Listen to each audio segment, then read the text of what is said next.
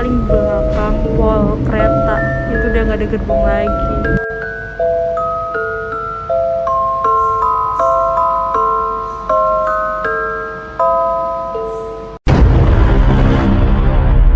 Halo semuanya, balik lagi di Tampan Film. Bagaimana kalian kabarnya? Semoga kalian sehat selalu ya. Oke, di kesempatan kali ini gua akan bahas tentang alur perfilman dulu ya. Dikarenakan banyaknya dolar kuning, maka dengan itu saya sebagai admin Tampan Film akan membahas tentang cerita horor kisah nyata yang terjadi berdasarkan pengalaman seseorang.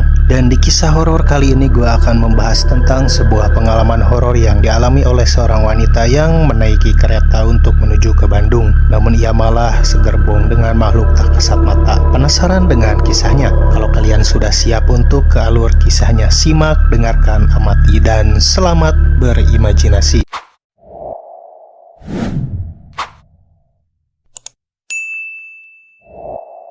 Kisah ini dialami oleh seorang wanita bernama Putri Diawardani. Sebulan sekali Putri pulang ke rumahnya di Bandung dan selalu naik kereta api. Saat itu Putri yang telah selesai bekerja di hari Jumat bergegas ke stasiun untuk naik kereta tujuan Bandung pada pukul 20.00. Putri sampai di stasiun pada pukul 19.00, 1 jam sebelum keberangkatan.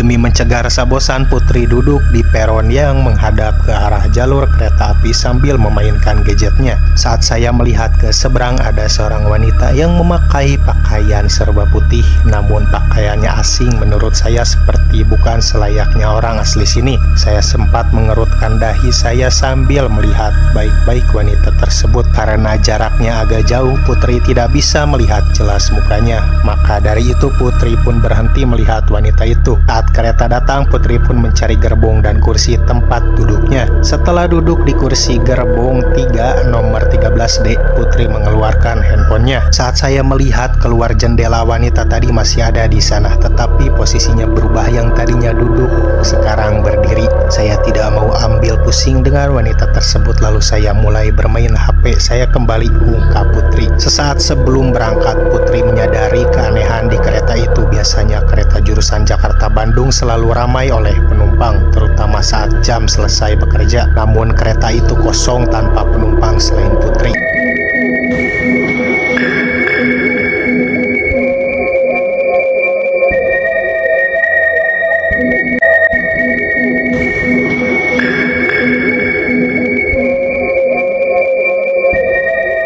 Kereta pun mulai melaju dengan cepat dan sekitar 45 menit sudah mulai berhenti di stasiun berikutnya untuk mengambil penumpang.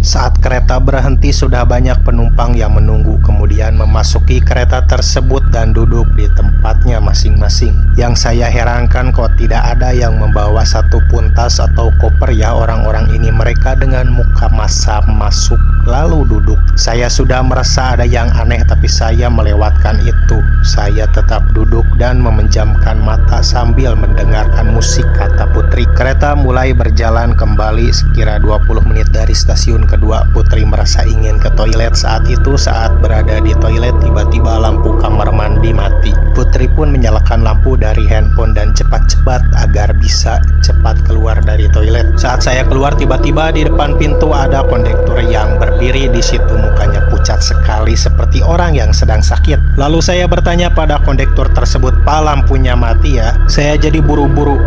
Kondektur itu hanya terdiam, lalu saya berkata lagi, "Pak, tolong dibetulkan lampunya ya." Kondektur itu hanya menganggukkan saja, ungkapnya. Saat menuju tempat duduk, Putri heran karena gerbong yang tadinya sepi kini sangat penuh. Anehnya lagi, semua orang diam, tidak ada yang berbicara. Saat Putri kembali ke tempat duduknya, sudah ada wanita yang menduduki kursi sebelahnya. Ia memakai pakaian serba putih tapi mukanya pucat sekali. Setelah saya duduk, sesekali saya melihat wanita yang ada di sebelah saya. Lalu saya beranikan diri untuk bertanya, "Mbak, turun di mana?" Karena masih ada beberapa pemberhentian sebelum sampai di Bandung. Wanita itu tidak menjawab dan menyuruh saya diam dengan memakai bahasa isyarat. Unjuk tangan kanannya dia sampaikan ke bibirnya. "Baiklah, saya diam," ungkap Putri. Karena lapar dan belum ada pramugara kereta yang menawarkan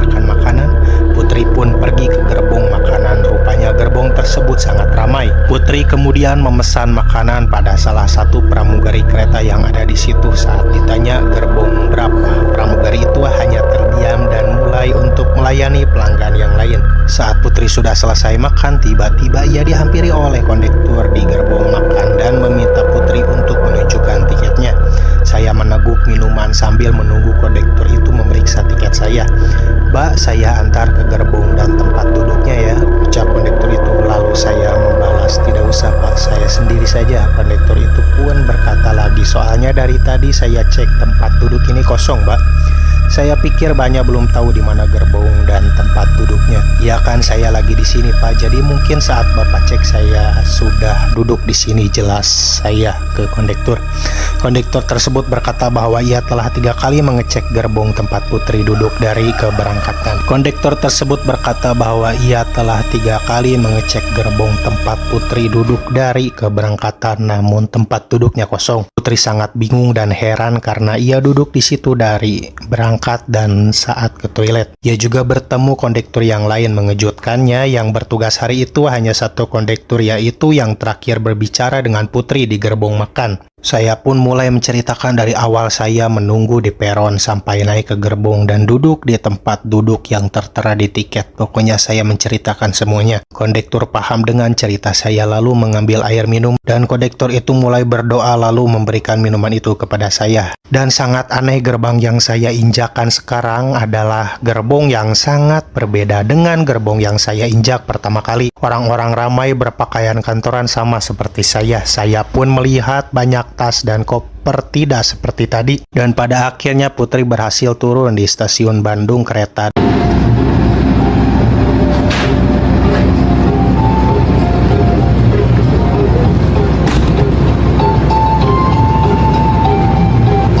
Dengan selamat dan menuju pulang ke rumahnya dan menceritakan pengalaman ganjilnya saat menaiki kereta ke keluarganya dan kerabat dekatnya. Bagaimana tentang kisah horor kali ini? Cukup menyeramkan bukan? Bagi kalian yang mempunyai pengalaman horor atau mistis lainnya bisa kirim via email yang ada di deskripsi untuk dibahas di channel Tampan Film. Oke, mungkin segini aja yang bisa gue sampaikan. Gua Tampan Film mengundurkan diri. See you next time guys. Dadah.